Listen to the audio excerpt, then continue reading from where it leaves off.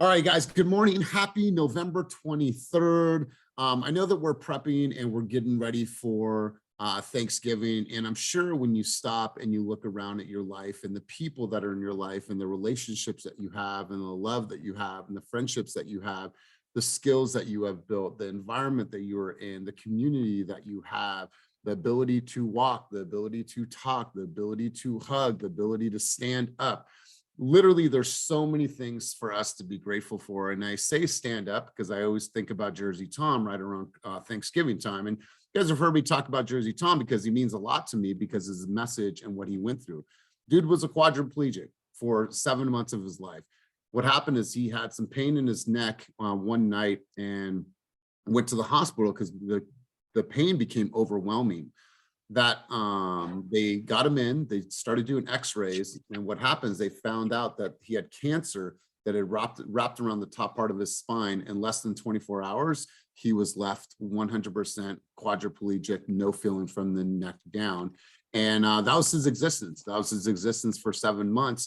And at 7.5 months, he was able to beat it and come out of it and actually walk out of the hospital. So he always says that he's just thankful to be able to stand up.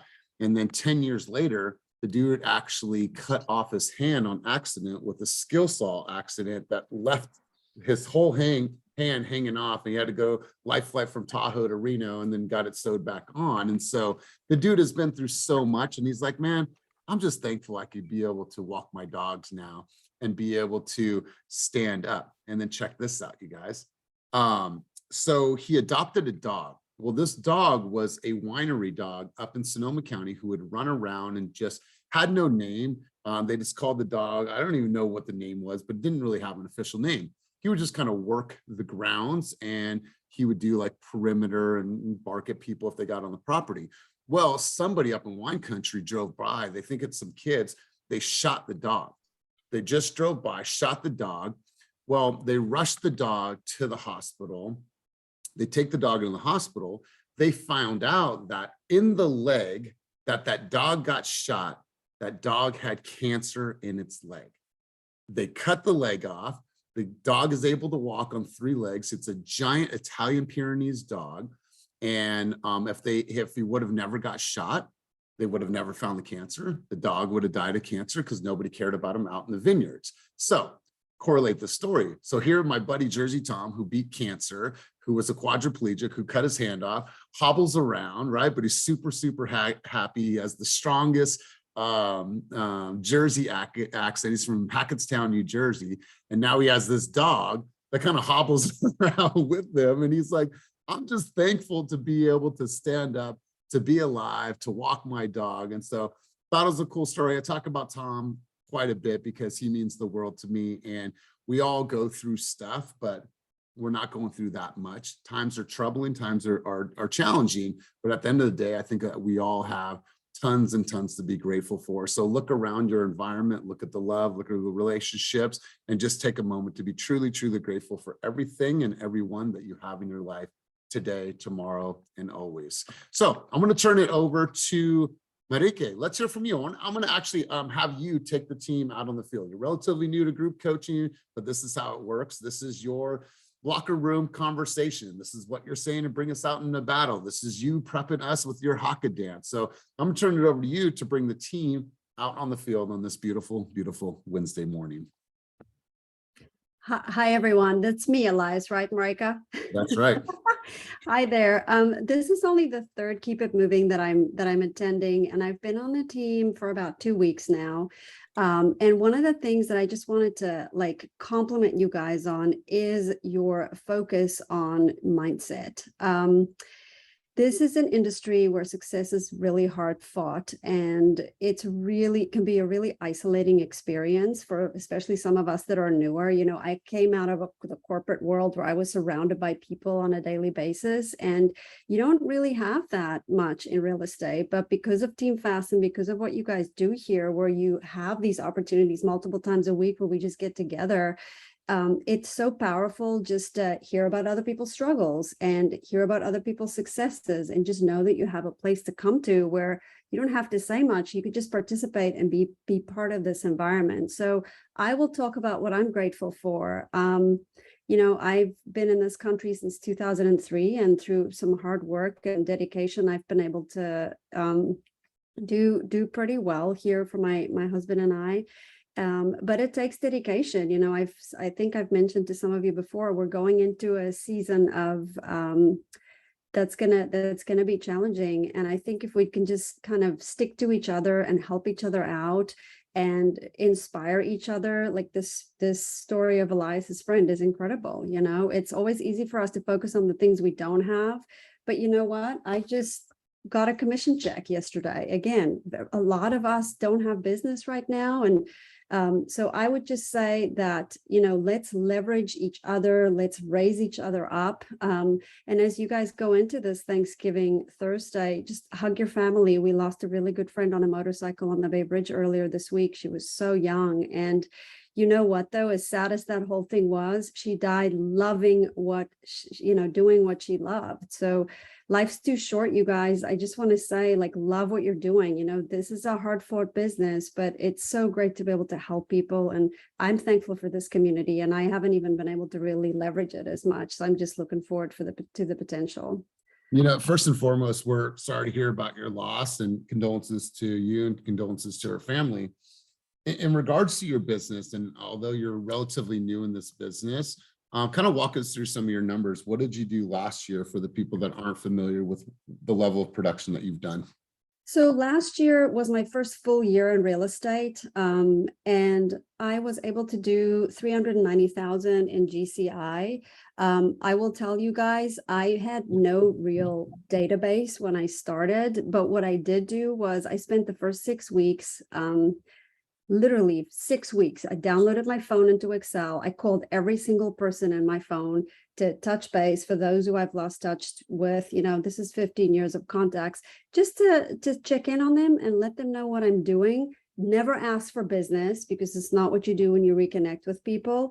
And then I just started having a cadence of sharing newsletter updates with people and calling them either, every 3 months or 6 months. And I have closed business off of Realtor.com online leads. I've done about 11 deals off of Realtor.com, which is great. But I will tell you, my sphere is where most of my business have come from. You guys are big on Instagram, so I'm the oldie in the room here. You guys are gonna have to teach me how to do that. I work LinkedIn. That's where about 40% of my business has come from, because that's where my network has lived for the last 15 years. I've written the I love it. I think, and sorry for interrupting, I think that we're probably overdue for a workshop on LinkedIn and leveraging LinkedIn. I think that it's a slept on tool, because by a show of hands right now, how many people use LinkedIn as a prospecting tool or as a marketing tool? So I see a couple. Okay, so Nicole, Adrian, I see a few. I think that this is an opportunity for us. So continue on. Sorry about that. Yeah, happy to share, to share information and kind of how I've approached it too. I mean, it's kind of a very different, quite disengaged audience, but let's do a session on that for sure as soon as you guys want to do that. Well, I love it. And to think about this, you guys, based on the amount of GCI that she has, if you take that GCI, let's just take 350,000 GCI and you divide it by an average or commission of 2.5, that means last year, she produced about $14 million in production. Now, being a newer agent, I don't know about you guys, but that's a really solid year of production. And so appreciate you being here. Appreciate your contributions. And once again, love and light and positive energy to you, to your family, and to your friends' family. So you guys, what I wanted to do today is I wanted to do a little bit of work, and I wanted to go and I want to hear from 5 people today. But what I wanted to do is I wanted to have the conversation about the market. And here's why. Obviously things are changing, but I want to know some of the particulars. I want to know some of the data. I want to know what you're sharing with people. I want you to understand where the opportunities lie for your consumers, right? When we look at the market and we look at all the stats and we look at towns and cities that are year over year, prices are down year over year, 10, 15, 20, 25% in certain communities. How are you finding the opportunities in that? Are you correlating that with people's searches in your Real Scott and being able to say, okay, this person's been searching and searching and searching for months. Have I really updated him or her or them on what's actually happening in Newark, in Albany? And I have some stats here for you guys. We have 1,000 more homes for sale in the East Bay year over year, same time, right? But the sales have dropped. 600 less homes are sold this year. Places like Newark, Albany, they're actually down 25 and 22%. Hercules is up a little bit. Richmond is up. All of Central Contra Costa County, prices are down. Some of the places are at 15 at 20%. So when you think about this, what I want you to do is I want you to put some things into context. Whether it is, let me share my screen, whether it's you guys pulling a search and you guys saying, okay, let me go to my reports and let me go back and let me see what's active in my area. What is the price reductions in my area, right? You could run a report on price adjustments. For example, I just pulled this one up for the sake of the conversation. Original list price was $775. It's now at $750. So what you need to do is you need to start looking at all of your reports and running the data. I just ran this on Oakley right before the conversation, so we had a little bit of context. But I want you guys to start finding the opportunities within the market, right? It's one thing to share with people, but how do you get a lot more granular? How do you run campaigns? How do you create videos about what's actually happening? Hey guys, if you're searching for homes in Oakley, I have some great news for you. If you're looking for homes in Berkeley, I have some positive news for you. Here's 10 homes that have had a price reduction in the last 30 days. Here's the most expensive home in Berkeley, which is actually down 25% year over year, but let me share with you. Like, I wanna know what your understanding is of the market right now and how you're correlating that to consumers if they ask you. So first off, we'll just take this for the context of what is the market that you want to serve? What's the market that you are serving? And what's like the area that you want to market to the most? We'll start there.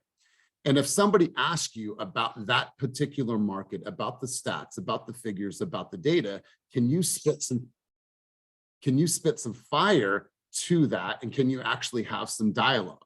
It's one thing to say that interest rates are high, that inventory is low, but like, I want you guys to get really, really granular to understand that data. So I want to call on 5 people today. Then what my hopes is that we go to different markets and different regions so you can hear how people are articulating about their markets. And so let's do this. I'm going to go around the room and I'm going to pick a couple people. Actually, I'm going to go to Will. Will, you're in a specialized market. You are in Lake Tahoe. This is where you're putting your emphasis. So I believe, based on what you are producing, posting, and creating on social, that you have a really good understanding about what's actually happening in your local market. Looks like you're having some challenges taking yourself off of mute. I am. I'm actually going to pop back in on this call because for whatever reason, I can't get it to go through my speaker. I'll pop right back in and I'll answer.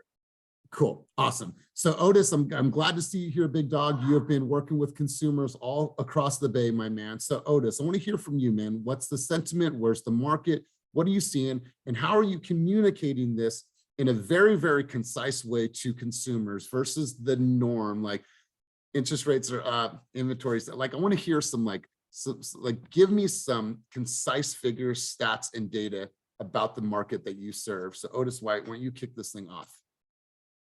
You're muted, big dog. And you guys, Silas is home. Silas is home today from daycare because daycare's closed. So he's watching a movie. If you guys hear him, he's out there. He's doing his baby stuff. But Otis White, let's hear from you, big dog. Disney all day. I'm out in Solano County. I'm doing a lot of my business in Vallejo and Fairfield and Sassoon. In our area, we're seeing drastic price reductions. For instance, I had a client looking at a house that I just went to go show another client about a week ago. 60 days ago, it was at $530,000. They dropped it all the way down to $400,000. You're starting to see listing agents that were in our old market starting to finally come around and start trying to find vigorous ways to, I guess, pony up the dollar on listings. Or I started them low. I've seen some some auctions, a whole bunch of type of stuff from the listing side. From the buying side, we're seeing so many reductions and we're seeing credits like crazy. My last 3 deals, I got over probably almost 60,000 in seller credits. So it's kind of trying to game yourself up so you can tell your clients like, hey, you know, I know you're worried about this interest rate, but would you rather them go severely down and then a bunch of people hop back in this market and price you out? Or would you rather try to see what we can do, see if what seller out there is willing to help us get 20,000 in seller credits to buy off some of your debt, like my last deal that Christina helped out so much with. You know, getting with your lender too, as well as seeing what type of ways that you guys can salvage deals. Because look at the numbers. I think up here where we're at, we're like 6 to 7, 8% of getting out of contract. So once you're in contract, it's kind of hard seeing it get to the finish line. So those are some of the numbers out there. I think just practice. Beach. So let me ask you a question. So hold on really quick. I have to plug in my computer.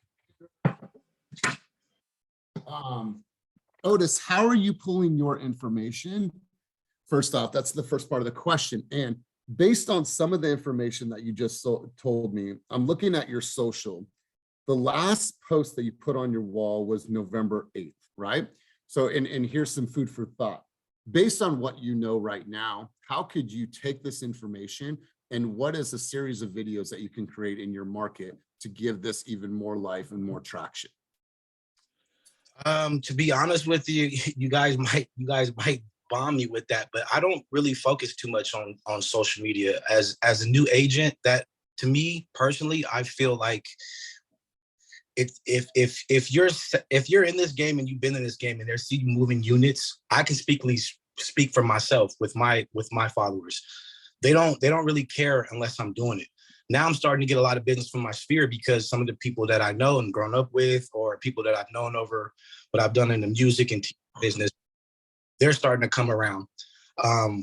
It was always been like that. So I kind of just go off with my lead sources. I go door knocking. I do those type of ways to get clients. And as far as the information, I give that directly to the consumer I'm working with. I kind of feel personally that time for me is taking off time for me being in the field. And that's what's helped me be successful within the last 60 days, get 6 deals done. So I could work on my content a lot. And I'm thinking about doing things for more of first-time home buyers, because no matter what, that's kind of like just where I'm at right now with my clients, first-time home buyers.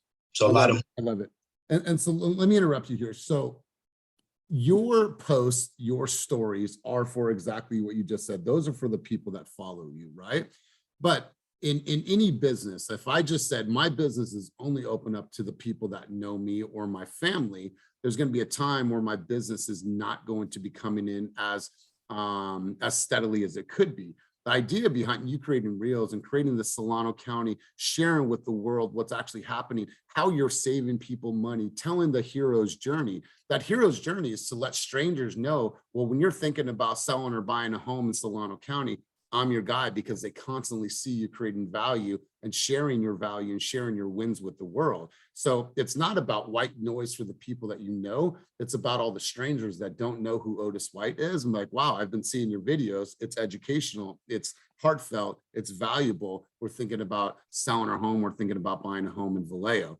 That's who that audience is. So you're doing a really good job speaking to your audience, but now you cast the net to a larger group of audience who are your strangers to bring them into your circle. So now they know exactly what you offer. But man, really good understanding about the market, man. I love where you're at. I love where your head's at. And bro, you have such a great voice, presence. You should, to build, to elongate everything that you're doing, create video. That way it has more shelf life.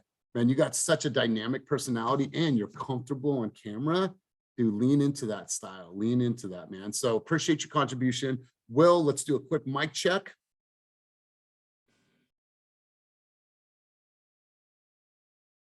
Will's having some challenges this morning. Sweet Lord, we're good. Okay, all right. So Will, the question was, we want to get granular, right? What I mean by that is we all know what's broadly going on, or at least have a general understanding about what's going on in the real estate market. But I want you to tell me about the Tahoe market.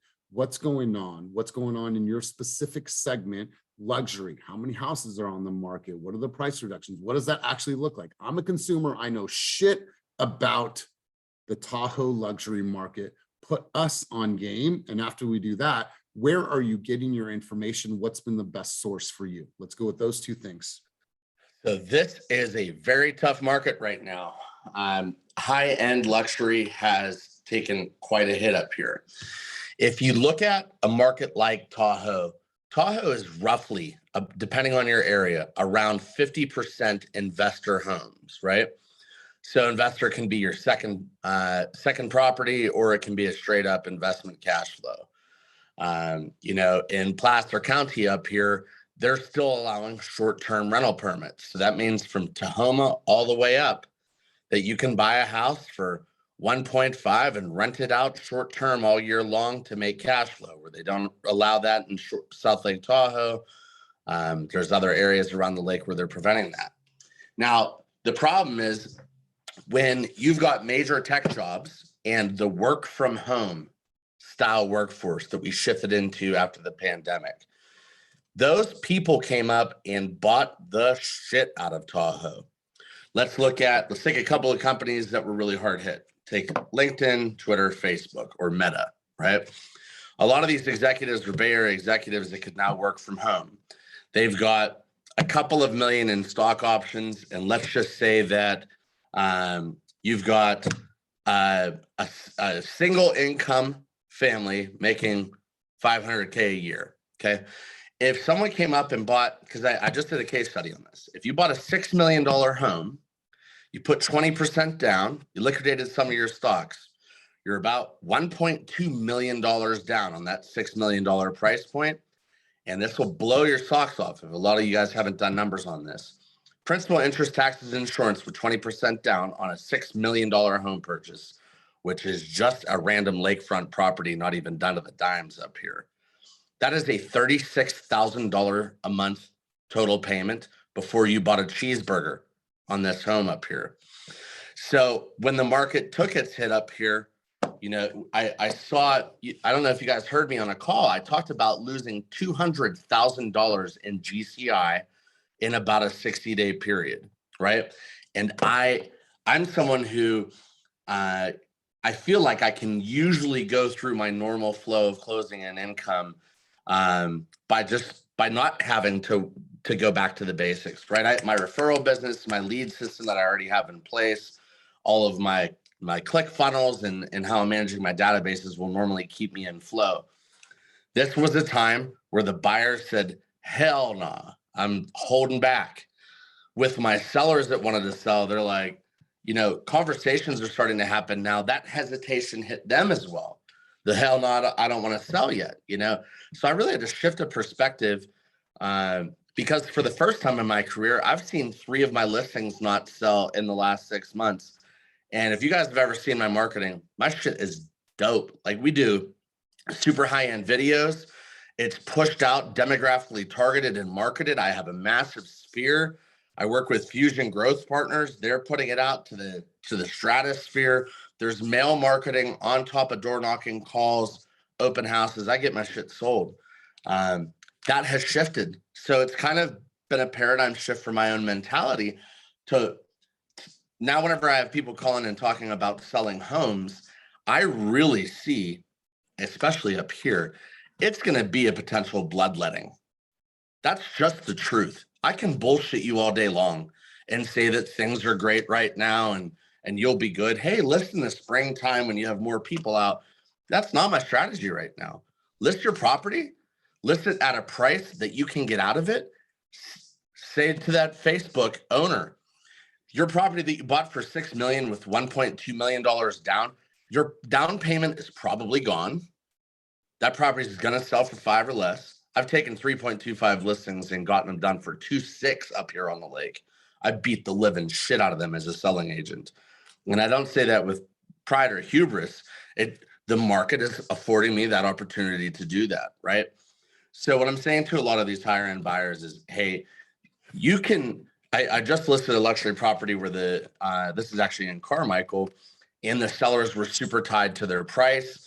and how fabulous their string home is, top to bottom, a lot of ego tied to it. Like, look, the house may sell for $825. If you don't list at $749, and they interviewed 6 realtors and I'm one of their close friends that sold them the house, I won that on merit only. They really tried to get the best package and the best agent. You have to do all of the things that I normally do and do well. And a lot of you guys do too. I'm not saying I'm the only one. But if you don't price it correctly, if you don't make a punch in the market as soon as that property lists, there's a good chance that you don't sell it. If you do all of the shit that I do and your seller went over too high, you may never get it sold. And I just told my client this morning, they prevented me from doing open houses because they don't want just any Joe Blow walking through, which I think you should at least do first weekend listed of open houses. They also said this morning, they called me and said, get your sign out of our yard. I'm like, look, guys, you have a very inconspicuous home from the front. You're not letting me do opens. You know, the only thing I've got going right now is price and marketing, right? So if they don't sell that house, similar to, you know, high-end luxury in Sacramento it's way over the average home price, right? At $449. So you got that similar mindset in Tahoe. We're seeing listings be on the market way longer. The buyers that are getting into contract, they're bloodletting the sellers. I use that term because it is really what's up, right? People have to let go of price as a seller. And as a buyer, like we've said it a ton of times, right? Marry the house, not the rate. You know, date the rate. Things will drop at some point. So for me to make sure that I get my bills paid and do the shit that I need to do, especially as a Tahoe agent right now, I have to focus on getting buyers and building branding. I have had to come to a realization myself to know that I may not hit the financial goal that I wanted to hit in the next quarter or 6 months, right? I had a massive goal for next year. I'm not pulling off of trying to do it. But the reality is I have to get back to basics. There were 2 days this week, 100 doors were knocked with my brand new, super sexy door hangers. Conversations were started. A potential listing is happening from it here in Tahoe. These are $1 million homes, right? Helping another buyer. This is shit that I normally wouldn't do. Someone wants me to negotiate, running comps for them, and then helping their brother buy off the property. Well, you know, well, like I'm going to interrupt you for a second, bro. Yeah. We got to come full circle in the conversation. Yeah. So I think it's safe to say that you understand your market at a very, very high level. I think you understand what it's going to take to work with buyers right now. But there was something that you said, understanding like where the consumers are coming from that are purchasing homes in your market, right? The tech buyers, the people that are coming from Facebook, Twitter, wherever these people are coming, because if you live in Tahoe, you're not buying in Tahoe. It's not like, oh, I live in South Shore, now I want to go buy a mansion in North Shore. Like being aware of where the people are coming from, I think that that's really, really like something that you can dive into even further than what you're doing right now. But for me, it sounds like you have a really good stronghold on what's actually happening in your market. And that was kind of the premise of this conversation. I want to make sure that people understand their market. And I think that you do at the very highest level. And just so you guys know, right now, Will is tied with #1 in the entire company. And that's his 356 agents for the top amount of units in the entire organization. So he's tied with Roxanne Adams right now for 31 units sold, and we're not even done with the year. So this is somebody that knows his stuff, knows his market, and knows exactly what it takes to be successful. So Will, good stuff. Didn't mean to cut you off, but I want to make sure to give somebody else some mic time. Oh yeah, absolutely. Good stuff. Good stuff. So let's go down to Southern California. Linda, I want to hear from you. For the people that aren't aware about what's going on, what market do you serve first off? Tell us a little bit about what you're seeing in Southern California. Walk us through the high level numbers, rapid fire, like what are you actually seeing and how are you conveying this message to your consumers? So what I'm seeing is there's still active buyers. I have a client that called me as soon as I arrived from Chicago, and they were ready to start looking for a property. So I met him at an open house, $1 million properties. And so I wrote a couple offers. We're in escrow on one now. And so when I was out there showing properties, I could see that there was plenty of buyers. Like I wasn't, at least in this area, La Habra, Whittier, this area is still active with a lot of buyers. So there were quite a few buyers looking at those higher end prices and the $1 million properties. And they were receiving multiple offers if you priced them right. Some of them were priced a little bit higher. They didn't receive multiple offers, but right at that $1 million price point, or 960 and a million, they were getting multiple offers. So that told me that I need to be active. There was one area where I showed properties and there were 3 active listings, and it was one agent that picked them up all at the same time. I'm like, damn, that should have been me. But you know what? But that showed me that there's people that are thinking about also relocating, because half of those buyers, those listings, were people that were relocating out of the country or out of state. So that's why I've been really actively talking to people about relocating and how I can help them connect with agents in other areas. I love it. Linda, so let me ask you a question. Knowing that there's still in that price range, a competitive market, there's still multiple offers. Have you launched a campaign to go after sellers in those areas? Yes, actually, I'm waiting for some new postcards so that I can start. I started door knocking already with the postcards that I have, but I have some that are just targeted more specific on that area that they're in. And Nice. and so that's what I'm going to be doing in the next couple weeks. So Linda, a quick question on that. What do you say? So I'm in La Habra. I have my house. I've been in my house for 20 plus years. I bought my house for, let's say, 450,000, right? Back in the days, like I'm sitting on tremendous amounts of wealth right now. Like, what do you say? What is that marketing? What does that sound like when you're approaching consumers and trying to look for listings? It's are you ready for that next move? I mean, are you thinking about retiring? Are you an empty nester? Those are those people that we're targeting. These are big homes. Their children are no longer there, so they're going to be thinking about putting their retirement in. They're going to start thinking about what's my next step. And so that's what my approach is. Are you thinking about retirement? If so, where do you want to retire? Do you want to retire with luxury and be able to enjoy life? And is this home getting in the way? Wow, is this home getting in the way? I love it. I love it.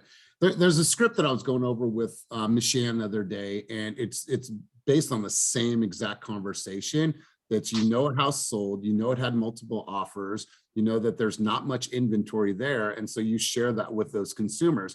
Hey, Tom, I just want to stop by, or hey, I have a phone number, whatever way you do it. And I just want to let you know that the Andersons just sold their house. It's 10 doors down, and they actually closed for $80,000 more than asking. I'm letting the neighbors know that values are still up. I wanted to ask you, in the last 3 years since pandemic, since it's been a craze in the housing market for sellers, have you ever had any consideration of putting your house on the market? Because most people at some time have at least had a thought. And Linda, if you were to put your house on the market, where would you go next? Oh, well, we want to go to Arizona. We want to go do that. Okay, so when was the last time somebody shared with you what the actual value was of your home? Well, we get this. Okay, cool. Here's what I'm doing for all of the neighbors, because here's what happened. They had 7 offers on that home at the Andersons, but unfortunately, they could only accept 1. So what happened is there's 6 more families in this community that are left brokenhearted because they can't live here, right? So if you ever had that inkling, I think that, Linda, that's perfect. And that's grassroots. That's a great opportunity. That's actually when I started door knocking, I tell the neighbors, hey, we wrote an offer. Unfortunately, they didn't accept ours. My clients are still actively looking. I have quite a few different buyers. Let me know if you change your mind about listing or if you're considering it, because I do have active buyers now. And Solid. Just to get the conversation going. And Linda, walk us through a little bit of the production. What did you do? Was last year your first year, or was it your second year last year? No, I've been in real estate for 18 years. Last year was one of your biggest years, excuse me, if I'm remembering correctly. Yeah, the past 3 years have been really big for me. And it really started off right when the pandemic, like right before I had a lot of buyers, and you kind of go with where the market's going. So I started off with a lot of active buyers, and then it kind of turned into a listing. And so I worked with a lot of sellers during that time, all referrals. And then I'm starting to see where, okay, now we're starting to work with more buyers. But I sold anywhere from 20 buyers during the year of between 2018 and 2019. Beautiful. And then last year, what did you do? Last year did 15. So, but it was still they were in the higher price point too. So last year was different because I was working with some buyers, but my they were no longer my first time home buyers. They were actually move up buyers or buyers that had a little more money to put down because we're in that competitive market. So I didn't have as many buyers because they were in the higher price point, but I did still do 15. Love it. Love it. Absolutely love it. Appreciate your contribution. Denise, you had your hand up. Let's hear from you. Same context, same question. Tell us a little bit about the market, what's happening, what are you seeing, and what is the conversation that you're actually having with consumers? Well, I'm actually really, really excited. As she mentioned, I mean, I'm on the same side as her. She's working the same areas that I'm working. I actually had a listing and I had over 54 families show up. And I only did an open house on Friday and Sunday. And prior to that, it was off market and I had 19 families go in. And so I definitely leveraged that. I believe someone was speaking before and he was talking about just leveraging this property so that the first open house weekend, you're just pretty much taking it and running with it. I did a lot of cold calling, door knocking, social media, being very intentional, and it was priced correctly. So just pricing it correctly and just driving the traffic. For me, it's just that we got to be more in front of more people because people are slowly peeking their way into the market. They're just not aware of what's going on, right? If they were willing to purchase 6 months ago, a year ago, if you really think about it, the payments are about the same thing. The only thing that happened was the prices dropped, the interest rates went up when before the interest rates were low and the payments were high. So now that they're coming in at a market that is at a discounted price, they still have the advantage to lower their payment in 6 months to a year when the interest rates drop. So when you implement it in that way, in the sense of like, that's something to be really excited about. You're getting a huge discount. You're buying a home that's $100,000 less than what it was about a couple months ago.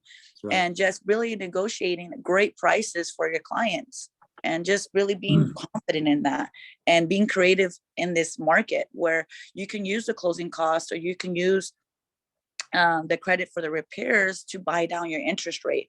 So just being informative and just giving them that information, that's where our professional side comes in to help. So I love it. And here's the thing, you guys, if you're at the team meeting yesterday, if you missed it, somebody got a contract accepted for $160,000 less than asking price, $160,000 less, right? And so when we think about headlines, when we think about fear, when we think about the propaganda of fear, that's always the news, right? So it's our job to share with people and consumers the reality of what is actually happening in our market.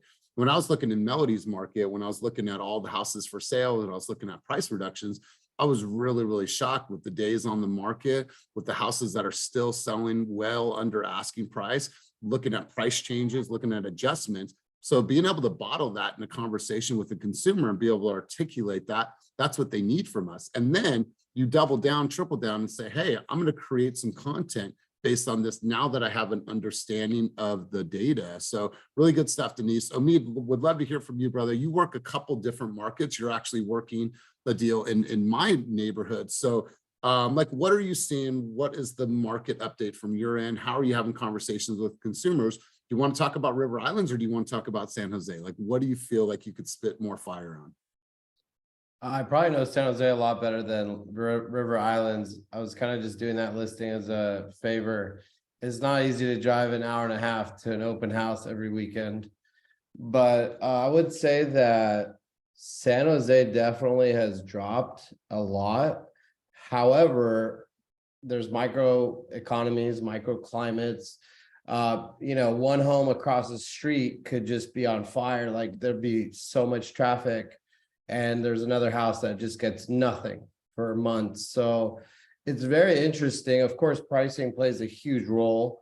However, recently with the deal that I did, the seller purposely overpriced the listing because he figured that, hey, people are going to lowball anyways. So why? And plus it was on a busy street and a lot of other stuff, but they overpriced the listing. we still got, we got under list price, of course, but not that bad, considering that we overpriced it by like over 100,000 or so. So granted, I understand, a lot of buyers agents say they got 160,000 under list price. We really have to truly look at the value of that home. Is it really true market value? Because there are listing agents like myself, which we don't want to overprice it, but we do, because we know people are going to go under, but how much lower under list price are they going to go? So had we listed at the price that it should have sold at, which was about 1.25, we listed at 1.4 and we got 1.35, and it sold in less than a week. And it was one of the hottest weekends of the year. It's like 120 degrees. But yeah, I mean, we're not getting a lot of offers, of course. But the offers that we do get are extremely serious buyers. And then, of course, condos. I had another condo sat on the market forever, but we did an open house every single weekend, no matter what. And so the value add there for the sellers is there was a property that was listed on the market. They never did an open house. We did an open house every single weekend, and we still sold it for $100,000 more. So it's true when they say open house, you do an open house for a listing and you're gonna get more. You're gonna net more for the sellers. Granted, it was a headache. And by like the second, third month, I was paying people $100 a day for open house because I knew I didn't want to do it and have no one show up. So, I wanted to take the weekend off and I was paying people to do it, but we caught an offer from the open house. So definitely, takes a little bit longer on some listings. Some listings, you got to massage the price, but I would say that every situation is different because the home, the condition of the home, the location of the home, everything. But I will say this, and I don't want to go on too long, but pricing is something that it literally takes me a couple days to come up with the seller. It's not as easy as it was before. Love it. I love it. So you guys are hearing two different sides of this. You're hearing it from a listing agent. You're hearing it from a buyer's agent. What I want to encourage everybody to do is I want you to look at your MLS and I want you to go in whatever market that you're at. I put in price change. I put in all active, put in Oakley. I put a price from 600 to 800,000. I went 30 days back. I want you guys to look at your data right now. And so when you're talking with consumers, when you're talking with potential sellers, like you can actually have some really clear dialogue. For us in our market, you obviously have the Bay Area housing report, or excuse me, the East Bay weather report. This here, and I don't know about all MLSs, but there's some type of archive data. For us, fortunately, we have videos, but in every single MLS and every single board, there's some type of archived information that you can go back and look and read and research and understand. And then what I want you guys to do is I want you to correlate this information to your Real Scout. Look at your Real Scout and look where your most popular buyers are looking at. Or maybe somebody that's been idle for a while and be like, okay, cool. This guy used to look in Hercules all the time, stopped 3 months ago. Well, when I look at Hercules right now, prices are up 12% over year. Let me at least call him and share that sentiment with that client. And that might be something that he needed to hear to get him back into the game. So look at your MLS, look at your Real Scout and start correlating that information where you can find the opportunities and then where you're not just calling somebody blindly, right? I want you guys to make calls, right? But I want you to make calls with intent. Like, okay, today I'm going to do a search and I'm going to look at all the people that are looking in Alameda County. I'm going to take 5 of the main cities that people are looking at. I'm going to get some information on that. That way, when I call, I've already done an audit of the information. So when I call Melody, hey, Melody, it's Elias. I know it's been 3 months since we spoke, but I have some good information from you and I thought you needed to hear this. Well, cool. Like, what is that, right? I want to know a little bit more. Or, hey, I have some information from you. You're going to want to call me back. You're going to love this. Well, I'm just curious enough to maybe give her a call. So you guys find some information that's going to create more of a dialogue with consumers, because now you're able to see all their search patterns because of Real Scout. You correlate that with what's actually happening in the market, because they might not know that in the last 30 days, there were 17 price reductions in that particular market. Then 5 of them sold for 10% less than asking price or whatever that is. They may not know that information. And here you are, the steward of information, because you are the market expert, to call them with a reason, right? Some people need to hear from you right now, because what's happening is that people are picking up opportunities and getting deals from people that were searching 6 months, a year ago, because obviously so much has changed. So this is a time right now where you dive in, but you don't just dive in, hey, wanted to follow up. No, I have some information for you that you're definitely going to want to hear. I want to share some sentiment with you. That's what's winning right now. So dive back into those cold leads. They were cold then because they didn't stand a chance. Right now, shit's warmed up for them. And so you dive right back into that, but you understand the data, you understand what's actually happening, and then you make calls that are super laser focused based on the data that you've found and gathered. So let's do this, you guys. Let's start coming full circle on this, and we go around the room, get a few key takeaways. Let's do this. Steph, you are brand new. You're just getting your feet wet. You were just starting to expose yourself to everything. So Steffi, what are some of your takeaways from the conversation today and the people that have spoke before you? I would say you have to, my biggest takeaway is to make sure that just because you have a client, a seller or a buyer, doesn't mean it's a straight goal to the end. You really have to make it work, strategize correctly, know the heck out of your market, study that. And I think I don't know if everybody does this, but after spending a few days at the office, I learned that George literally goes on the MLS every single day and checks for inventory for about like 23 cities, different cities that he keeps a spreadsheet of.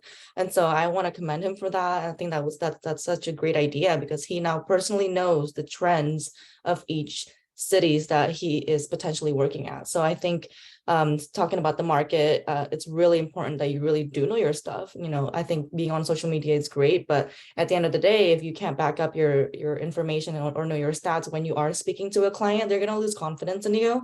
And so this has been such a great conversation. So thank you. I love it, because imagine this. Searching for a home in Oakland, searching for a home in Berkeley, you want a list of the top, or you want a list of houses that have had a price reduction in the last 30 days. You want a price reduction list for houses that are listed between 600 and 750. Well, yeah, I want that, right? I want to know where those houses are. And being able to go on broker tour, looking at the hot sheet daily, understanding what's hitting the market, understanding all the price reductions, those are quality conversations that you can have when you're making calls, as well as when you're making videos. So I'm glad that you took that away from the conversation. Let's go over to Rakitha. Key takeaways from you today. You've been at this long enough. You've been on these calls long enough. Let's hear from you. What are some key takeaways from today's sesh? And tell baby I said hi. And tell mom I said hi. Key takeaway for me is, okay, you're gonna eat. The key takeaway for me is being laser focused when I'm making my calls, making sure I have a set plan instead of just calling, hey, such and such, I want to catch up with you. Are you still interested in buying? No, letting them know what's going on in the market, following the trends of what they've been doing. So that's something that I'm gonna start doing. I love it. I love it. You guys leverage your Real Scout. Real Scout allows you to see all of their behaviors. Even if the behaviors are old, it's okay, because things have changed. So you use that information to your advantage. You correlate with what's actually happening with new inventory, price adjustments, so on and so forth, days on the market. And then you use that so you have fresh new information to share with consumers. So let's do this. Let's go over to Susan. Susan, key takeaways from today's sesh. Everyone's having problems with their mute today. Susan going once, Susan going twice. Hi. Hi, key takeaways from today's sesh. So Steph was mentioning something about George putting in a spreadsheet, like going into the MLS and knowing your market. I'm gonna probably start doing that, because like you gotta go by facts instead of kind of just like diddling your way around. And Elias has mentioned before, like this is the time to not dabble into things. It's kind of like, this is the time to really have like tunnel vision and just like go for it. Whatever you do, just go hard in whatever and everything that you do, because it's time for either winners or losers. And this is the best time to show it. I love this. I love this. I watched a video the other day that Ryan Serhant created, and he gave an example of like going to a doctor and be like, hey, doctor, I've been having this pain here and I've been having this pain here. What do you think? You know, I don't know. Let me get back to you on that, right? It's like we have to make sure that we understand, and we have to take a position as a lawyer, as a doctor, as a physician, as a specialist, right? If we say, oh, well, it's good. No, I want to know how many houses have had price reductions in the last 30 days. What are the average days in the market this year versus last year? What are the trends that you're seeing? What are the sellers doing? If you're able to articulate that, it sounds way better than versus, it's a decent market, more houses on the market, interest rates are high, but I could probably get you a deal. That's okay. But I want like some facts. I want specialist type of conversation. So Susan, really good stuff, really great contribution. Melody Cleone, let's hear from you. Key takeaways from today's sesh. And I was using your market because I was just looking, so that's why I used Oakley. Oh, why were you, are you thinking of becoming my neighbor? No, I love it too much out here in River Islands. All right, all right. But I love your house. Your house is beautiful. I know, you could move here too. Yeah, so key takeaways from today's session is I realized how much I actually don't keep tabs on my market. I loved hearing everyone's different market stats. Will was fired, Omid, like he's fired too. Just listening to their perspective on the market and how much they know about their market made me like, it lit a fire under my butt, because I'm like, wow, I want to keep tabs on my Walnut Creek market too. So I've been actually sitting here the entire time, and I've been creating a Walnut Creek market tracker on Google Docs. Super simple, nothing too fancy, but like keeping track of the last 30 days in my market on the MLS. I pulled up everything new, pending, sold, price reduced, expired, and canceled. And it's really interesting to actually see the stats. And this is something that, because of this conversation today, I'm going to start doing more and more. But I'm interested to find out, Elias, what do you think is more important? The most current stats of the last 30 days, 60 days, 90 days, like how far back do you suggest that we all go in our market stats in order to stay relevant and current, but still have a good handle on what the market's doing overall? Yeah, I think 30 days is important, but it's also, and I'll share this with you guys, it's important to say 30 days on just for like comps purposes. On this one, I went 30 days back here, but you obviously, depending on the consumer, but when you're looking at like, let's do this. Sorry, let's go real estate, housing, and statistics. If you have that client like, oh, well, yeah, we want to wait a couple years. We want to see what happens. Well, you could go back in here and you could look at like archive data to show them, where's my archive data? Where's my archive data? Sorry. And this is Bay East. Mm-hmm. Okay. Yeah. So right here. So like, here's what's cool. Like say you have somebody that is searching and wants to know from like years and years back. All right, here's 2015 to 2017. Here's 2018, 2020. Let's go to November and let's go with detached, and we're going to go, or let's go attached. You can go back and look and see what the average median home sales price was 3, 4, 5, 10 years ago, whatever that number is, and be like, listen, I know that you say that you wanted to wait, but I'll tell you what, there's been no pattern that says that prices are going to drop dramatically. Even if we see a time period of 6 months, 3 months where housing prices go down over the long haul, look at what the gain is and look what the opportunity for growth is. So it just depends on the consumer. For immediate good information, I would do 30 days. But if you really want to have those long time conversations, like, oh, well, what if we wait? Or I don't want to wait, or I don't know where it's a good time. Vanessa said this perfectly last week. Time in the market is better than timing the market. And I thought that was really, really powerful. So if you get those people that are on the fence, like, all right, it's better to just start building equity now, because historically what has happened is no matter what, even when we've seen dips, people are still sitting on tremendous amounts of wealth that have purchased in the last 5 years in the Bay Area. So it just goes both ways, Melody. For constant up-to-date information, 30, that way the information's fresh, but you can use market stats and archive data to take them further back if you need to. But Okay. I'm curious to see your list when you create your list. I would love to check it out. Yeah, and this also gave me another idea too. So thank you for sharing that, because I'm going to use this information. Thanks, Judith, for putting the link in the chat. I just bookmarked it because I can use this information for my client-based newsletter. So I'm really actually excited about that. Yeah, like congratulations. Although things have changed over the last couple months, if you purchased a house in the last 5 years, you're still sitting on tremendous amounts of wealth, still, no matter what, right? And so good takeaway, Mel. Appreciate your contributions always. So you guys, before we head out, once again, I want to wish everybody a very, very happy Thanksgiving. I'm looking forward to ham, and I'm looking forward to deviled eggs, and I'm looking forward to just chilling. Grandma's coming over, and we're just going to relax and hopefully put olives on Silas's fingers like I did when I was a kid. But yeah, you guys sit back, reflect, have some fun, take a nap, wake up, watch some football, eat some more snacks, do your thing, have some beers, have some drinks, but nonetheless, yeah, put your stretchy pants on. Nonetheless, have a beautiful, beautiful day with your family. And remember that we all have so much to be grateful for in our lives. And I just want to let you guys know that I'm grateful. I'm grateful to be able to lead alongside of you guys and be here for you.